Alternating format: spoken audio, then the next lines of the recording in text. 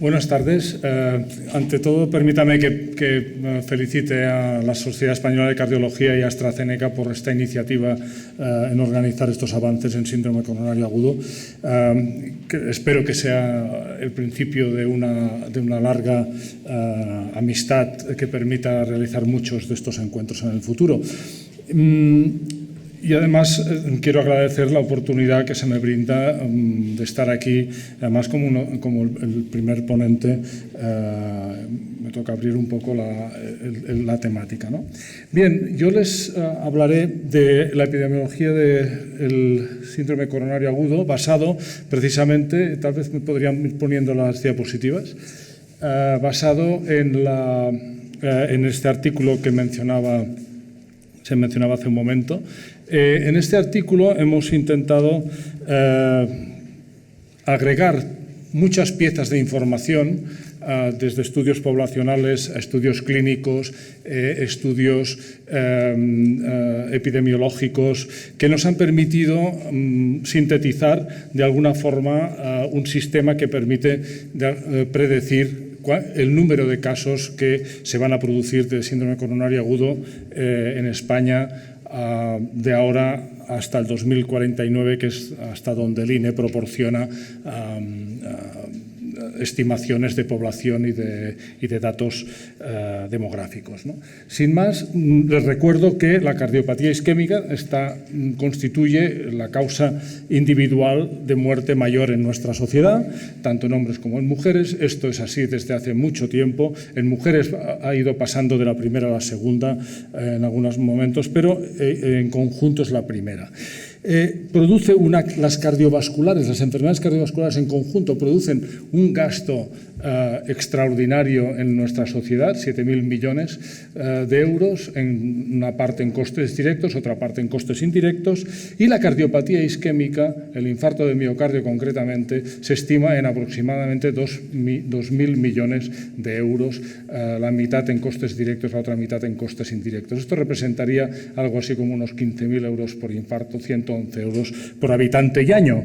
Por lo tanto, estamos delante de un problema que no solo es un problema que afecta a la salud de nuestra población, sino que además tiene un coste económico tremendo, y en estos días yo creo que es una de las cosas que hay que destacar más, ¿no?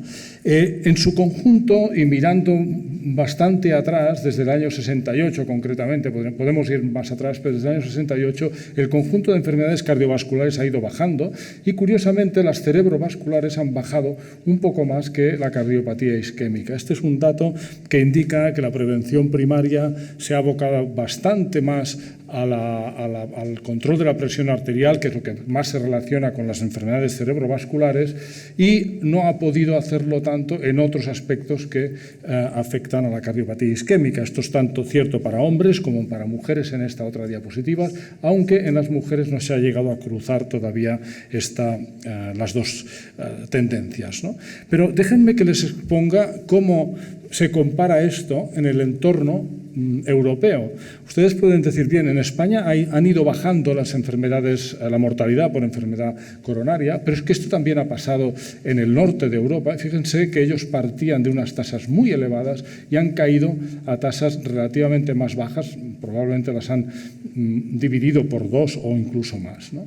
Pero si añadimos aquí Centro Europa, tenemos un grupo de países que también han bajado, pero partían de valores un poco más bajos, y finalmente nosotros estaríamos, junto con otros países de la cuenca mediterránea, como Grecia, Italia o Francia, partiendo de cifras incluso más bajas que estos países de Centro Europa, bajando hacia cifras a las que probablemente acabaremos confluyendo todos. Por lo tanto, esta perspectiva de hace tanto tiempo nos va a llevar a todos los ciudadanos europeos hacia unas cifras que probablemente serán muy difíciles de bajar, porque serán lo que podríamos llamar estructurales desde el punto de vista de que con la prevención ya no seremos capaces de ir más allá sin cambiar nuestros genes, ¿no? Porque en el fondo, cuando hablamos de una situación estructural, tenemos que estar hablando de predisposición.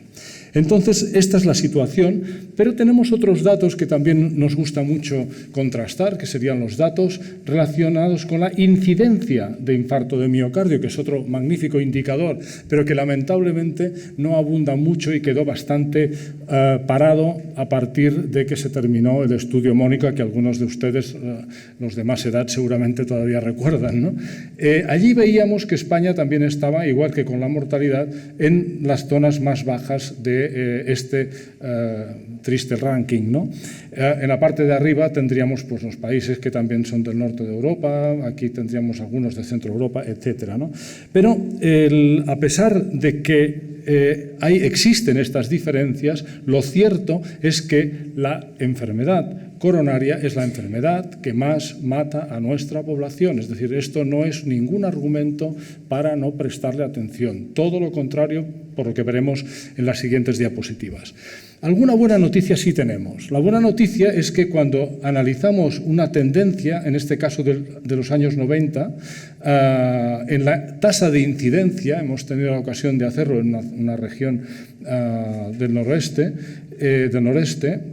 en Gerona concretamente, lo que vemos es que en los hombres, que es el grupo más nutrido, donde hay más casos, se ve una tendencia decreciente significativa en el grupo de edad más joven de 35 a 64 años. Mientras que las personas de la población con más de 65 años hasta 74 o no tienen una tendencia o es ascendente. En las mujeres parece estable, aunque el tamaño muestral siempre es más pequeño porque hay menos y es más difícil ser concluyente. Pero esta es una buena noticia. Es una buena noticia porque da la impresión de que estamos comprimiendo los casos más graves a edades más avanzadas. Y esto es lo que nos tiene que servir para guiar nuestras intenciones en el futuro. ¿Qué más podemos decir? Podemos decir que la síntesis de lo que hemos hecho en este artículo que se comenta y que tienen ustedes copiado, tienen ustedes una separata en la documentación, lo que podemos decir aquí es que hemos utilizado una serie de indicadores para hombres, para mujeres, y los hemos dividido, por el motivo que acabo de expresar, entre personas de 25 a 74 años y mayores de 74 años. ¿Por qué lo hemos hecho así? Lo hemos hecho así porque las características, como pueden ver en la incidencia, son tremendamente diferentes y en las tasas de letalidad a 28 días también. Déjenme que les destaque dos datos de aquí. Fíjense ustedes lo que pasa a los 6 meses después del alta de los pacientes de mayor edad. Las tasas de mortalidad son tremendamente elevadas comparadas con los más jóvenes.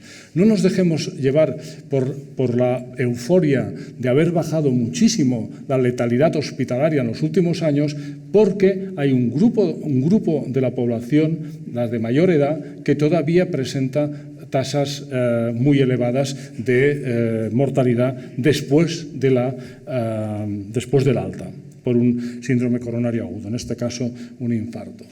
Y les digo esto y lo enfatizo todavía más por el hecho de que la esperanza de vida en España para hombres y mujeres no ha dejado de subir desde 1900, en que era de apenas 40 años, hasta los 85 y 79 actuales.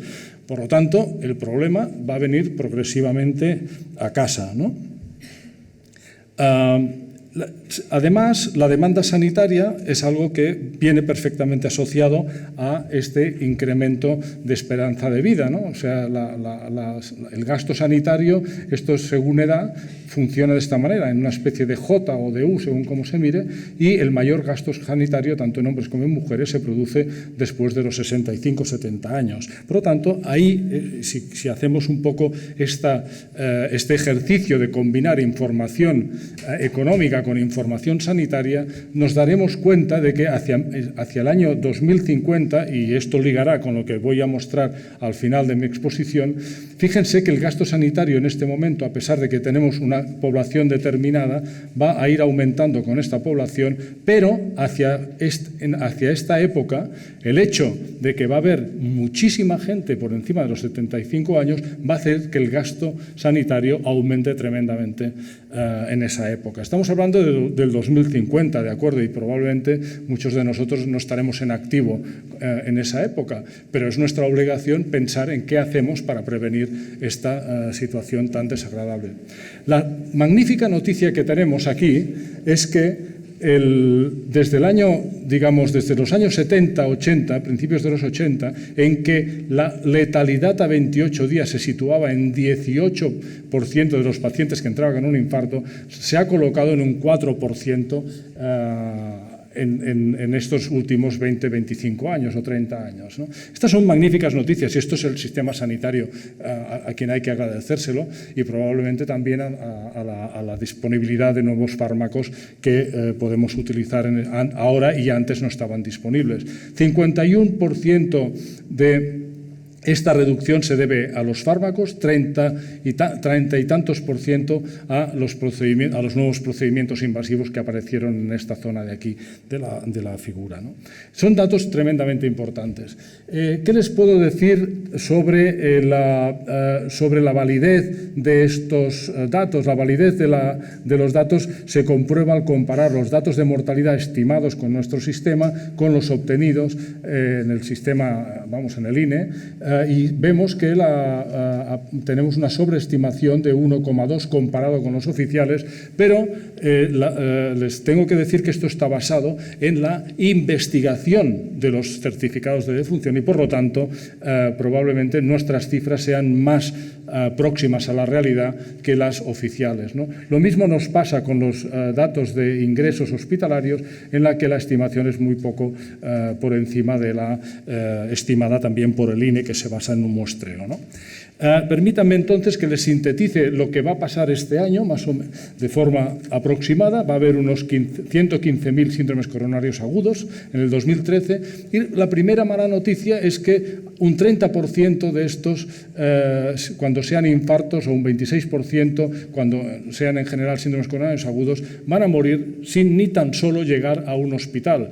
Ustedes van a decir, es que nosotros nos cuidamos de lo que llega al hospital. Sí, pero yo tengo la obligación también de expresar que esto es un problema de salud pública muy grave y que no ha cambiado en los últimos 20 años. Por lo tanto, vamos a tener unos 85.000 hospitalizados que se van a dividir de esta forma, en síndrome con, sin elevación del ST y no clasificable al ingreso. Estos van a acabar con diagnóstico de salida en un 19% como angina inestable y el resto como infartos de miocardio. Dentro del hospital o dentro de los primeros 28 días van a morir varios centenares de personas, en algunos casos miles, en el caso del infarto de miocardio, y las tasas van a ser estas. Recuerden que estamos incluyendo todo el rango de edad y, por lo tanto, no hablamos solo de personas de 25 a 74 años, por ejemplo, en los que probablemente la mortalidad sea mucho menor, ¿no? Bien, voy avanzando y terminando ya. Esta diapositiva ya nos muestra desde los años 50 cómo subió y luego ha ido remitiendo la mortalidad por cardiopatía isquémica, tanto en hombres como en mujeres. Esto está muy ampliado comparado con la comparativa que les presentaba al principio con otros países europeos, pero esto es una realidad y esto es fruto de lo que ha hecho el sistema sanitario. Pero fíjense lo que pasa con el número de fallecimientos por cardiopatía isquémica. Este fue aumentando a pesar de que las tasas iban disminuyendo, porque están estandarizadas por edad, el número absoluto iba aumentando. Y no es hasta principios del 2000 en que empiezan a declinar ligeramente también el número de fallecimientos por cardiopatía isquémica. Y fíjense que si tomamos datos del 80 al 2006, los dos grupos de edad en los que sigue aumentando la mortalidad son los dos grupos de edad mayor, los de más de 70 y tantos años, ¿no? En los demás, ustedes, porque son ustedes los artífices de este descenso, han conseguido que bajen el número de muertes, ¿no? Y la otra cosa que también nos llama la atención es que el número de hospitalizados o dados de alta por cardiopatía isquémica en España se ha estabilizado o incluso reducido un poquitín en los últimos años. Y también tenemos otras buenas noticias que vienen desde la parte poblacional, desde el esfuerzo que se hace desde atención primaria, en las que vemos que ha mejorado el colesterol en la población, es decir, el LDL, en este caso tenemos pruebas en algunos lugares, en Gerona, por ejemplo, la distribución se ha corrido hacia la izquierda en los últimos 10, 15 años. Ha mejorado el control de la hipertensión arterial, pero nos ha aumentado la obesidad. En esta situación no vamos a poder ver una influencia clara sobre los datos de incidencia porque se mezclan muchos efectos, ¿no? Lo que sí podemos decir con claridad es que, y esto es gracias al estudio, al modelo IMPACT que ustedes conocen, que fue publicado también en Revista Española de Cardiología hace poco, la contribución al descenso de la mortalidad en el periodo 88-2005 es prácticamente atribuible a partes iguales al tratamiento en fase aguda del infarto de miocardio y a la modificación de factores de riesgo en atención primaria. Por lo tanto, debemos estar contentos porque el sistema sanitario está cumpliendo con su función. Permítanme, sin embargo, que haga una interpretación global de todos estos datos, porque nos sorprende un poco que en los últimos años el número de ingresos esté bajando. ¿Por qué pasa esto? Fíjense ustedes, llevamos unos 30 años reduciendo la mortalidad gracias al sistema sanitario. Unos 30 años. Esto ha creado un efecto cohorte de supervivientes creciente. Sin embargo, tras 30 años, esta cohorte creciente de supervivientes se va mermando porque llegan a una edad en que les toca ya, por edad, finalizar su vida, ¿no? Además, hemos presenciado la compresión en los acontecimientos graves de la cardiopatía isquémica hacia edades más avanzadas. Por lo tanto, la estamos comprimiendo después de los 75 años.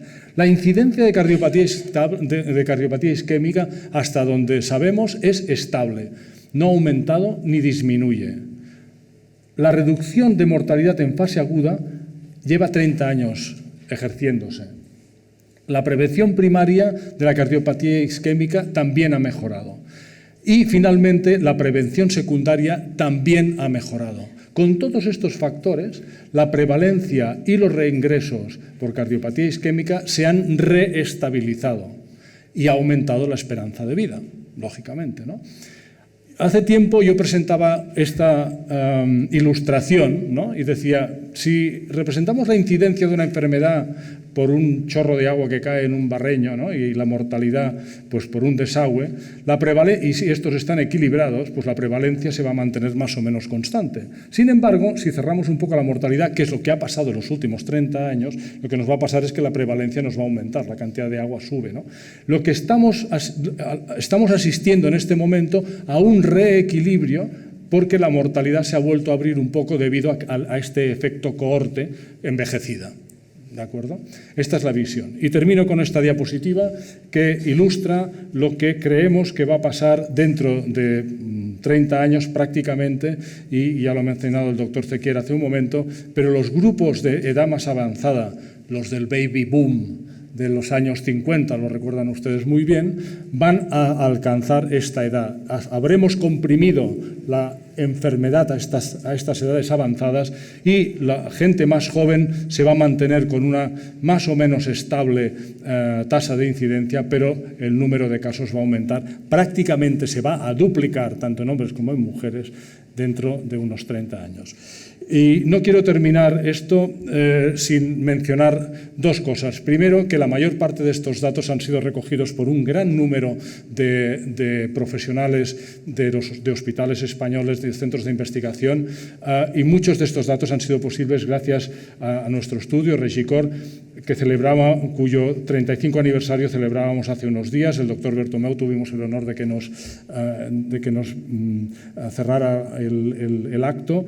Fue un acto entrañable en el que estuvimos muy a gusto y creo que hay que reconocer todo el esfuerzo de todas estas personas que están, no solo las que están actualmente trabajando, sino también las que han trabajado a lo largo de estos últimos 35 años. Muchísimas gracias por su atención.